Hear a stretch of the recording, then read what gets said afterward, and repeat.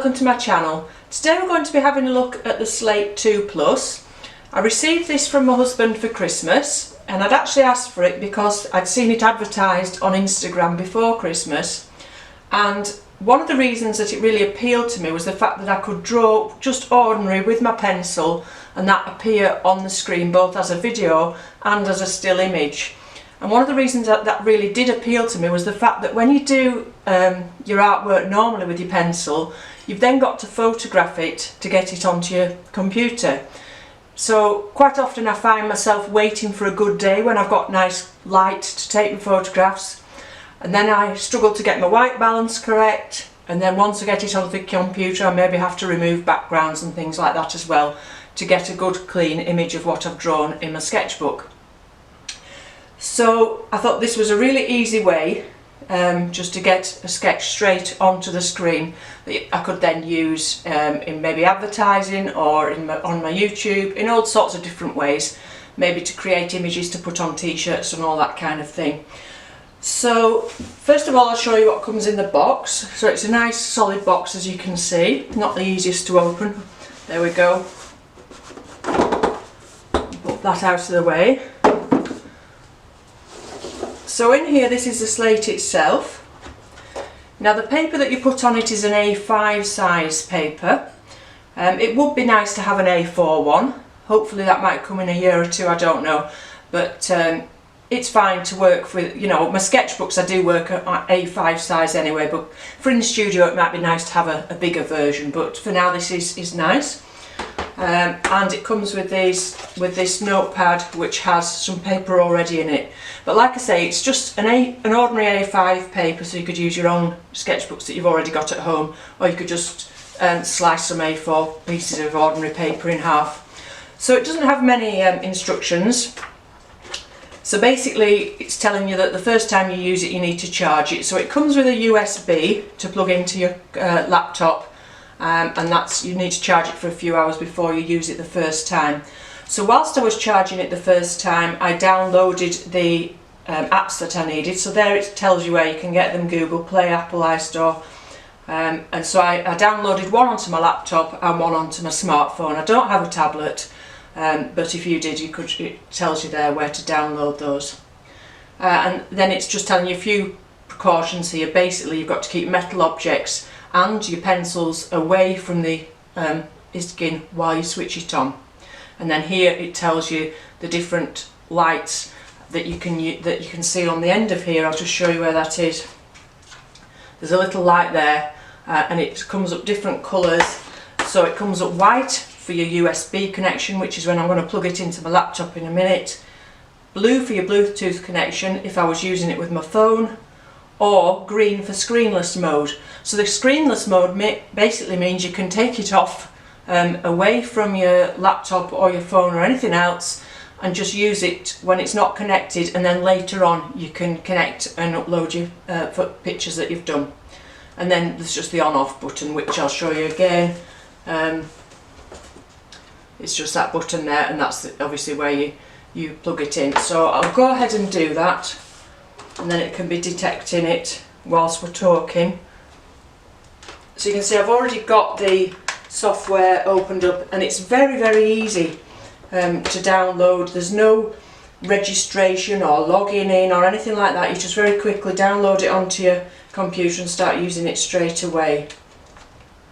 And once that's connected, I'm just going to turn it on, and we've got the white light there to say that it's connected to the computer.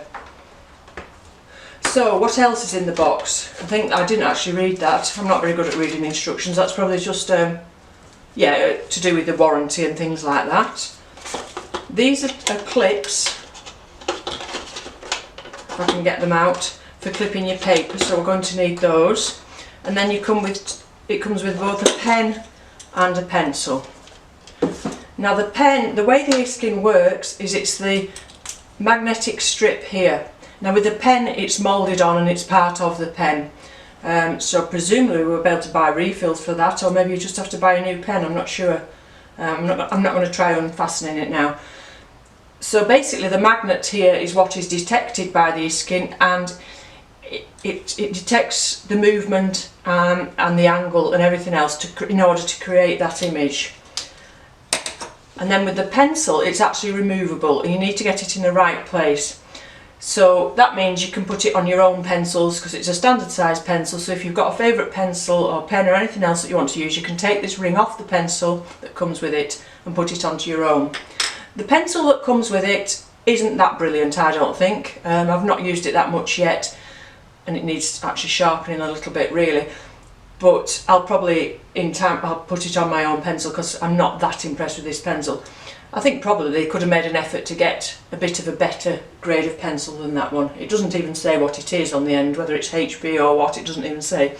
So I'll just pop that there. So whilst you're switching that on, anything that's metal should be away from it.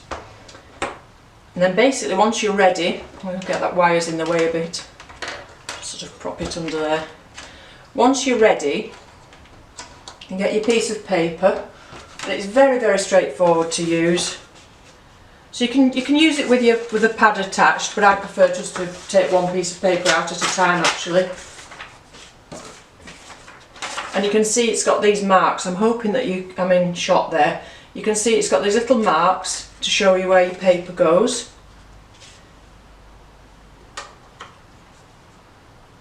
And then you can clip it on. So just make sure once it's clipped on that it isn't creased, that it's nice and flat.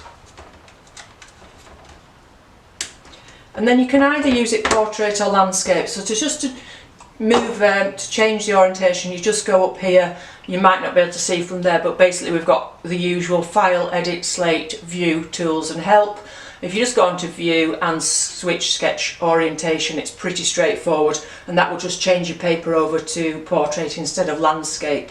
You can zoom in and out also on that button there, and you can hide the toolbars as well. So if you go into Help, there's a starting tutorial that you can do, and also there's one online that you can download.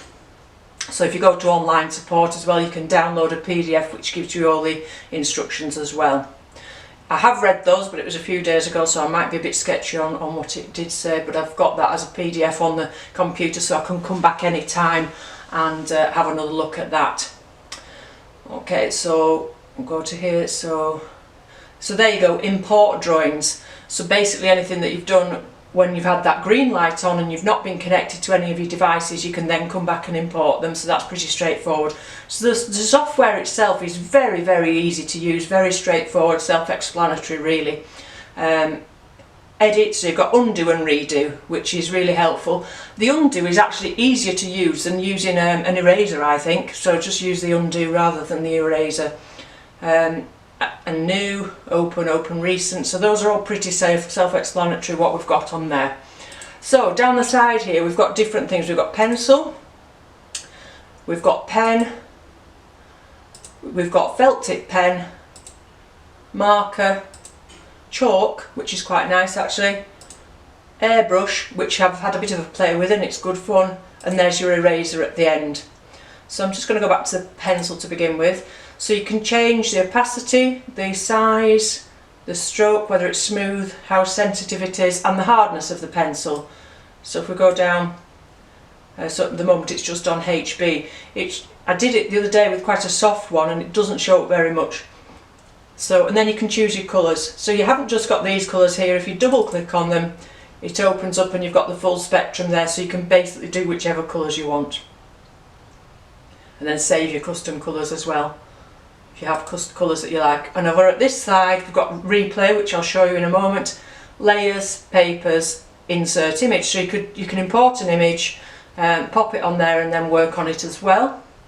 So just to show you how it works, I haven't really got anything to sketch, but we'll just try and think of something. So to set it off, if you can see, when I put that in the middle of the paper, can you see this little light here is white, and then when it turns to pink, it means that that's been detected. So it's actually set okay at the moment. So can you see that's come up, unfavourable magnetic environment, so it's telling us that there's something, and I think it's detecting that the pencil itself actually. So when that turns to pink, it shows it's detected. Now if it's not set right, if the ring's too high or too low, that pink dot will come up before it's touched the paper. and you can reset it by holding it there. Get rid of that. I think maybe it's too close to the laptop. So if you put it into the centre and then hold this button down for a few seconds until it blinks, and then that's sort of setting your pencil. But all that's in the PDF. Can you see there now I've made a few marks on there as I've set it, so just click File, New, and then don't save the changes. Okay, so we're ready to get going really. So it's difficult knowing when you first get it and when you're used to drawing whether you should look at your hand or look at the screen up here. I'm just going to change the colour on that. I'm going to make it into a pen so it shows up better to you. So I'll go over that line again.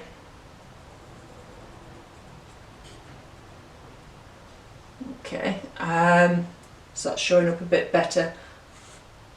Now can you see, if I just go quite near the paper and not actually touch, I end up with these little marks. So I'll get rid of those. And this is something I'm going to have to get used to, is lifting my pencil up and away from the paper rather than just sort of being more relaxed and moving it around. I'm sure I'll quickly get in the habit, and perhaps it might be better if I set my ring slightly better, spend a bit more time doing that. But you do get these little lines if you're not careful, but you just need to be careful with that.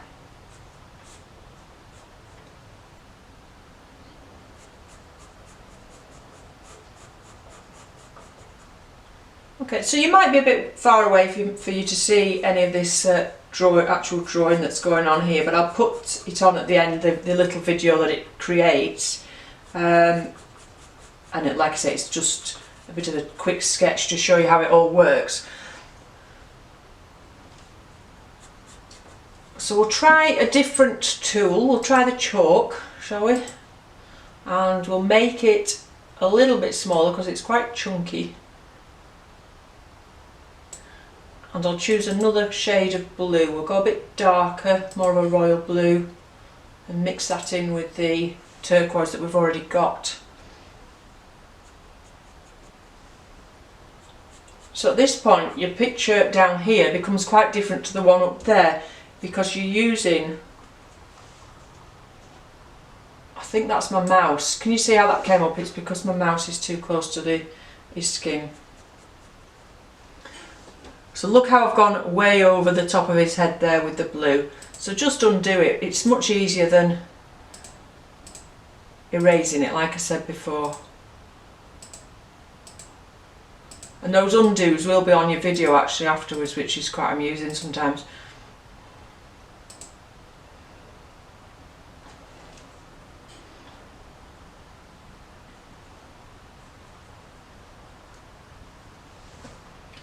Perhaps a bit, let's go to the eraser.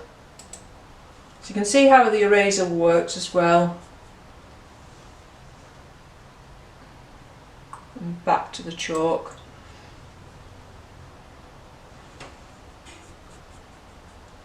Just blending it in a little bit down this side.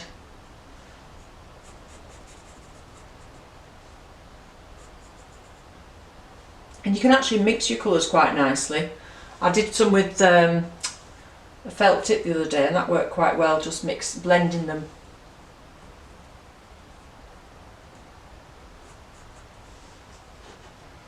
So what other colours? They've got orangey colours in, haven't they?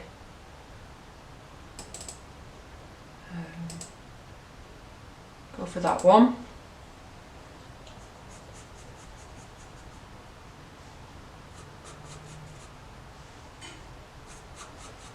I've not really put any of the light and shade in, but again you can spend a bit of time doing that.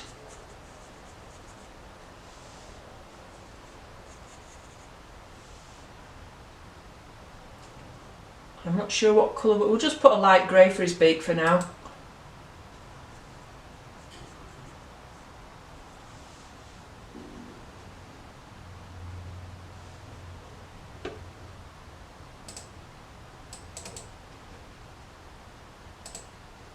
And go back to the turquoise. I'm going to put a bit more in his wing with the chalk.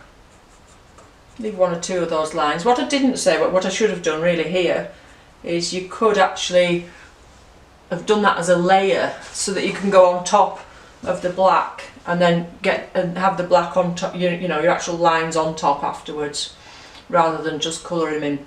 So we'll do another layer now. So you just click and then you click add, and then we're on layer 2. So now we'll go to the spray gum and we'll use a similar colour actually to do a little bit of a background on him. Now we could actually spray it all over. What you have to do is you have to press S on your keyboard and then spray, but if you come away that becomes lighter, and when you go down it becomes darker, so you can get a nice effect there by lifting and moving your pencil nearer to the paper. Now if we went over the top of him down this wing underneath these lines that we've done before, and we'll just do a bit more around here, and again I'll come further away, make it a bit lighter. Then what we can do is just move these layers after we've done that and put layer 1 back up the top, and then that brings your lines back over the top and you put the background behind. So just in the same way that you would in Photoshop or anything like that, you can use your layers, and I used quite a lot the other day.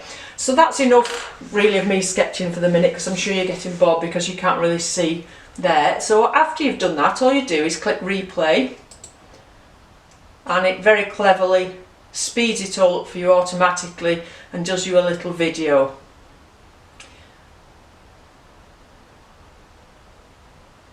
So you can save that. If you go to file, you can save it either as a picture, just save it and it automatically saves it into your iskn file, or you can video export it and then use it on YouTube or anything like that, or Facebook. So you can save it in both ways, as a video or as a picture. So I'll video export it, and we'll call it Kingfisher sketch, or just Kingfisher, and then OK. So that's saved to the computer now. OK, so that's now exported the video, so that'll be saved on my computer, and I'll add that to the end of this little video just to show you. So really you just need to have a bit of a play with it, play with the different tools that you've got on there, have a go with the pen as well as your own pencils, have a go at changing the sizes and adjusting things till you get them to how it works best for you. So I didn't mention much about the phone really. I've got the app on the phone as well. Again, it's got the tools down at the bottom, it's got layers, it's got everything that you've got on the PC there, and you just choose new file, choose your paper, and again you've got one that's got no background on, which is quite handy, and it saves them straight to your phone as well, which is quite good for Instagram. So you could hang on, we'll just choose a paper, and again if it's not talking to it by Bluetooth, you just press that little Bluetooth button there and you've got your Bluetooth there. But you might have to reset your magnet on your pencil when you go straight from the laptop to this. You've unplugged the laptop, so your settings have changed slightly, so again you might want to do the thing where you set your pen and press that till the light flashes. Okay, but I really quite like the phone one as well, and it's, whoops, see, can you see how it's saying unfavourable magnetic environment, and if I move it over there, critical magnetic environment, that's because of my phone. So you need to have your phone a little distance away from your iskn. Okay, so I've got quite a bit more to learn about this. I really need to practice with it more, get used to using it more. I'm going to try it with different papers, different thicknesses of paper, a better pencil, and try out all the different colours, all the different pens, etc. So if you've got one, have fun with it, let me know how you get on with yours. Judging by the first week of using it, I really would recommend them. They're not the cheapest of things to get, but it's been great fun so far, and I can see that I'll get better with it the more I use it. Okay, so I hope that was helpful to you. If you've anything else you want to ask me about it, anything that perhaps I've not touched on that I should have done, if you just let me know and I'll get back to you as soon as I can in the comments below. But like I say, the main thing I really think about it is that everything is so easy to use. The software is very easy to set up. It's very user-friendly from that side of things. Okay, so thank you very much for watching, and bye for now.